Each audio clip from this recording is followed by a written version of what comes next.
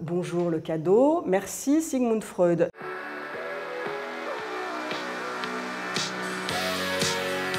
Les filles. Votre père risque de ne plus pouvoir parler, ni s'alimenter. Je veux que tu m'aides à en finir. Tu m'entends? François Ozon est un habitué du Festival de Cannes. Il avait été en compétition il y a 3 ans avec L'Amant double, un film pas fameux, il faut bien le dire.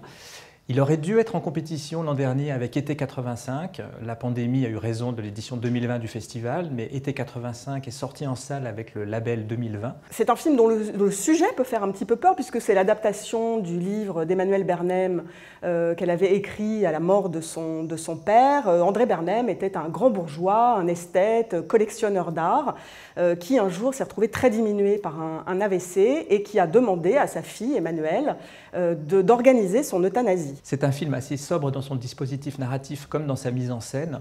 Cela importe les relations entre les principaux personnages, Emmanuel Bernheim, que joue Sophie Marceau, et sa sœur, interprétée par Géraldine Pellas d'un côté, et leur père, joué par André Dussolier de l'autre. C'est une idée qui m'intéresse beaucoup parce qu'André Dussolier, qui a 10 ans de moins que le rôle à peu près, c'est quelqu'un qu'on associe à tout un univers de cinéma, et c'est quelqu'un de très doux dans notre imaginaire collectif, c'est quelqu'un d'à peu près inoffensif, avec une voix en or, et que tout à coup, le découvrir en père jouisseur, égoïste, redoutable, assez vache avec ses filles et avec son épouse très dépressive, eh ben c'est assez jubilatoire en fait. Dans un film américain, on dirait qu'il s'agit d'un rôle à Oscar, un rôle qui permet au comédien d'en faire des tonnes, de montrer qu'il est capable de tout jouer et de faire un véritable tour de force.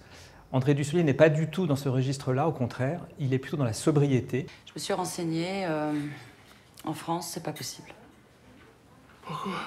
Vu ton traitement antalgique, tu souffres pas assez physiquement. Et puis c'est trop risqué. Pour qui? Pour moi. Il y a toujours une source de scandale dans les films de François Ozon. Ce qui est Le Monde à l'envers, c'est de demander à sa propre fille d'organiser la mort de son père. Et donc, la question morale qui se joue là et qui va presque prendre des atours de films policiers devient assez vertigineuse et forcément touchante pour le spectateur. Alors, qu'est-ce qu'on fait?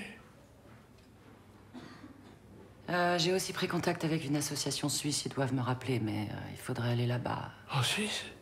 Ouais.